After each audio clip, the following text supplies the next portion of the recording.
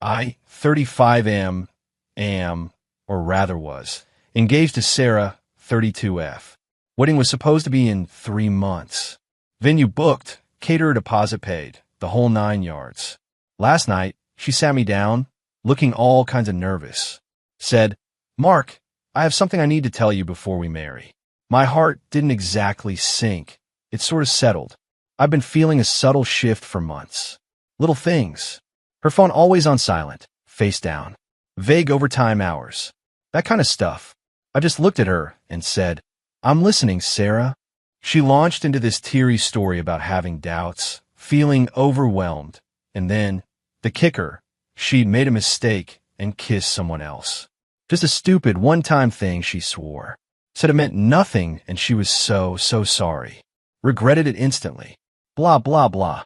Standard script. I let her finish. Didn't interrupt. When she was done, sniffing and looking up at me with those big, hopeful eyes, I just nodded slowly.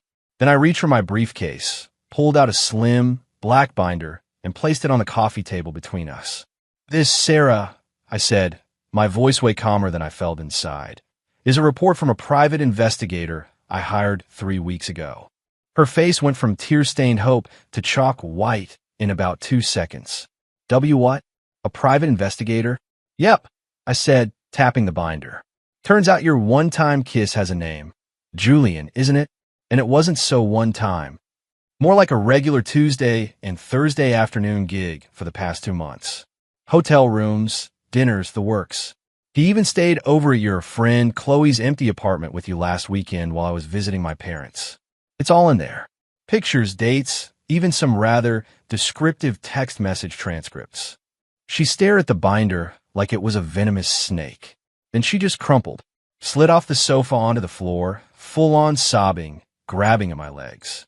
"Mark, no, please. It's not what it looks like. I love you. Julian he was just an escape. A fantasy. Please don't leave me. We can fix this. I'll do anything." I gently removed her hands. The calm was still there, but it was cold now, like a layer of ice over a very deep, very still lake. "Sarah," I said, "the fixing this part was supposed to happen before you decided to systematically betray our relationship. Your confession tonight? That was just damage control because you probably suspected something was up. You weren't confessing to be honest. You were confessing what you thought you could get away with." I stood up. "The wedding is off, obviously. I'll start making the calls tomorrow. As for us, there is no us. I want you to pack your things and be out of my house by the end of the weekend for the main items. You can arrange a time for any smaller, remaining belongings to be collected under supervision next week. All communication regarding anything else can go through a lawyer if necessary." The begging intensified. It was ugly, but all I saw was the deception, the calculation. She didn't just cheat. She built a whole separate narrative while planning a life with me. The utter disrespect of it all. This isn't a soap opera. This is my life. And she set it on fire. I just happened to have an extinguisher ready. Update 1 week later. Well, it's been a week since D-Day, Discovery Day, Demolition Day. Take your pick. Sarah conducted the bulk of her move-out over that first weekend, though not without a final, dramatic performance that could have won her an Oscar. Lots of wailing about how I was destroying her life and throwing away our future over a mistake. We'd agreed, largely through my lawyer communicating with her after her initial hysterics, that she could collect any remaining smaller items later in the week with supervision to avoid further direct confrontation. That's scheduled for a couple of days from now. The calls to vendors have been awkward. Lost deposits are piling up. It stings, not gonna lie. That's money I work hard for, now just gone. But it's a small price to pay for dodging a lifetime of lies. Sarah's main cheerleader, her best friend Chloe, 32F, called me a few days ago. Didn't even say hello, just launched in. "Chloe, Mark, you need to stop this. You're overreacting. Sarah is a wreck." Me. "Chloe, with all due respect, Sarah made her bed. She's lucky I'm not posting the PI report on social media. Chloe, she loves you. People make mistakes. Are you really that perfect? And Julian was just a stupid fling. He meant nothing to her." Me. "Funny, The report suggests Julian was under the impression he was auditioning for the role of new fiancé once she'd secured the lifestyle upgrade through me. He drives a rented sports car and brags about his crypto investments, right? Real solid guy. Chloe, you're being cruel and vindictive. She's already suffering enough. You should be trying to understand why she felt the need to look for attention elsewhere. Me? Understand? Oh, I understand perfectly. She wanted her cake, and to eat it too. She wanted my stability and her bit on the side. The only thing I don't understand is why you're enabling this. This conversation is over. Hung up. Then came Sarah's mother, Eleanor, 60 SF. Tears the whole bit. Mark, dear, she's devastated. She knows she messed up. But think of the love you shared. Don't let a moment of weakness destroy everything. What about the embarrassment? Canceling a wedding. Me. Eleanor. The embarrassment is entirely Sarah's. She's the one who was unfaithful for months. My only embarrassment is not seeing it sooner. We are done. Sarah herself has been texting nonstop, alternating between, I miss you so much, I can't eat or sleep, and you owe me for the wedding dress I bought. It was custom, and how could you be so cold after everything we shared? I screenshotted that last one and sent it to my newly hired lawyer, Ms. Evans, with a note that everything we shared apparently included her and Julian. Ms. Evans confirmed my actions were sound, advised me to block Sarah and her flying monkeys and direct all communication through her. Done. The entitlement is just astounding. They genuinely seem to believe that her "I'm sorry for getting caught" should wipe the slate clean and I should just absorb the betrayal and the financial hit. Nope, not happening. This isn't about revenge for me. It's about consequences. She made choices. These are the consequences. Update 2, 3 weeks later. Things have escalated, just as I figured they might. The entitlement hasn't just knocked on the door. It's kicked it in and tried to redecorate. The supervised collection of Sarah's remaining items happened early in the second week. It was as unpleasant as expected. Ms. Evans sent her paralegal. Sarah showed up with Chloe, both looking daggers. There was some muttering and a last-ditch attempt by Sarah to just talk to me for 5 minutes alone, which the paralegal politely, but firmly shut down. The noise complaint I mentioned came after that, when they were leaving and Sarah had a meltdown on the lawn, screaming about how unfair this all was. Thankfully, the paralegal was still there to witness that part. I explained this to my building manager when he called about the anonymous complaint. He noted it, especially the presence of a legal witness, and said unless there were verifiable, ongoing issues, he'd consider the matter closed. Pretty sure that was Sarah or Chloe trying to cause trouble with my lease after the supervised pickup didn't go their way. Pathetic. First, the smear campaign started.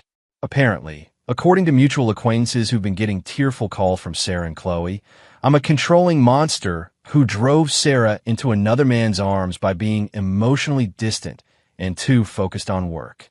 Right? My working to provide the comfortable life she seemed to enjoy so much. Some people are buying it. Others are smart enough to see through the BS. Lost a couple of friends, but if they're that easily swayed by a one-sided sob story, they weren't real friends anyway. Then came Dirty Trick 1, or 2 if you count the noise complaint and email from a generic Hotmail address landed in my work inbox. CC'd NG my boss and HR. Vague accusations about me using company time and resources to stalk and harass my ex-fiancée, and that I was emotionally unstable and a potential workplace risk. My blood ran cold for a second, not gonna lie.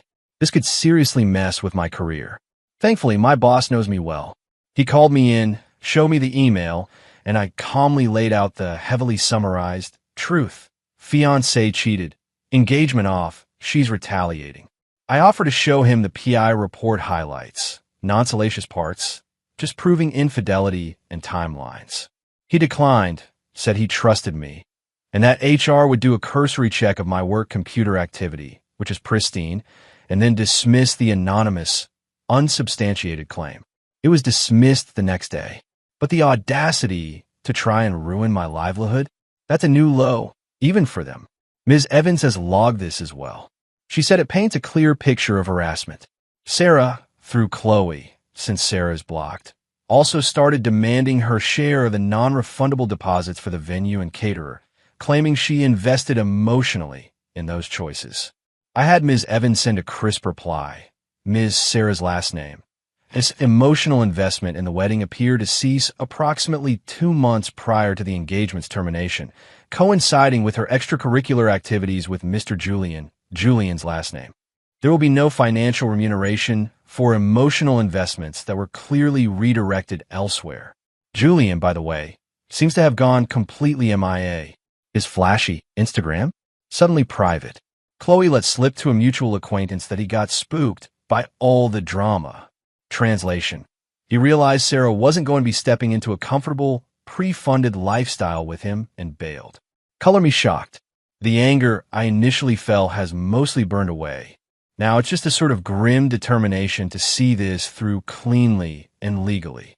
She wanted to play games? Fine. But I'm playing by the actual rules, and the rules say actions have consequences. The PI report wasn't an act of aggression. It was a shield. And every dirty trick she pulls just makes my shield stronger. Final update, 6 months later. It's been just over 6 months since my world briefly imploded. The dust has settled, and life has recalibrated. Thought I owed you all a final chapter. The attempts to extort money or sympathy continued for a while after my last update, but with diminishing returns. Sarah, after her anonymous complaint to my work failed spectacularly, apparently tried to get a lawyer to send me a demand letter for emotional distress and her half of shared assets. We had no shared assets of significance. We weren't married, and the house is solely mine. Ms. Evans shut that down so fast, it probably gave their cut-rate lawyer whiplash. She pointed out that any emotional distress Sarah suffered was a direct consequence of her own sustained infidelity and deceit. Crickets after that. The revenge part, if you can call it that, wasn't some grand, theatrical gesture for me. It was simply me refusing to play her games, refusing to absorb her consequences, and meticulously ensuring she couldn't drag me down with her. The PI report wasn't just about catching her. It was about irrefutable proof that cut through any potential lies or manipulations she, or her enablers, could spin. That binder and Ms. Evans' calm, no-nonsense legal letters were my sword and shield. What happened to Sarah? For what I've pieced together through the grapevine, the few mutuals who didn't get sucked into her drama vortex, Julian, the aspiring playboy, vanished like smoke once he realized Sarah wasn't his meal ticket to an easy life.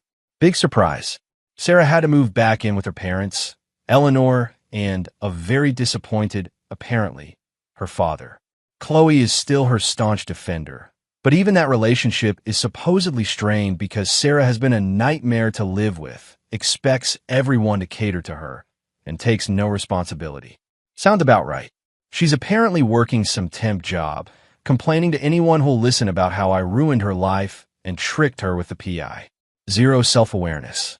Zero remorse. Just pure, unadulterated entitlement, baffled that her actions had real, lasting, negative consequences for her. And not just for me. The wedding dress she demanded I pay for?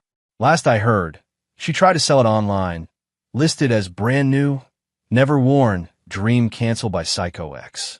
Classy. As for me, the first few months were rough, not gonna lie. Felt like a fool for not seeing it sooner. But mostly, I felt a profound sense of disappointment. The financial hit from canceled services sucked, around $15,000 in lost deposits, ouch. But my peace of mind? Priceless. I kept my job, my integrity, and my house. My real friends rallied. I took that trip we were supposed to take for our honeymoon, went solo. It was cleansing. The best revenge has been living well, and more importantly, living honestly. I didn't need to shout from the rooftops about what she did. The truth had a way of seeping out. She wanted the drama, the affair, the thrill, without any of the fallout. Instead, she got the cold, hard reality check she earned. She didn't just lose a fiancé. She lost the comfortable, secure future she took for granted. And knowing she's out there, stewing in the consequences of her own choices, unable to manipulate her way out of this one. Yeah, that brings a certain quiet satisfaction. Thanks for letting me vent. It helped more than you know. Time to officially close this chapter and move on.